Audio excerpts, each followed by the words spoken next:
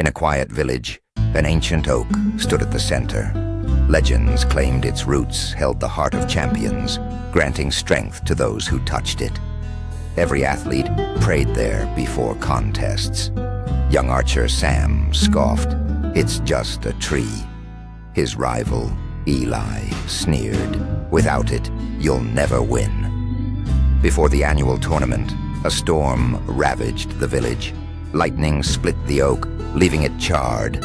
Panic erupted. "We've lost the heart," cried Eli. Sam stared at the ruins, then at his bow. Maybe the heart wasn't in the tree, he muttered.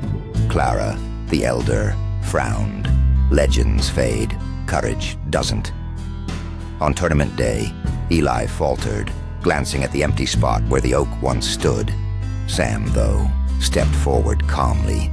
As he knocked his arrow, Eli hissed, "You're nothing without it." Sam paused. We were nothing with it.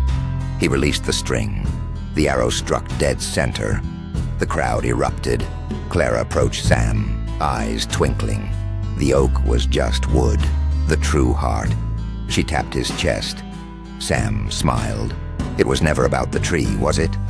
The next day, saplings were planted where the oak fell, not for magic, but for shade.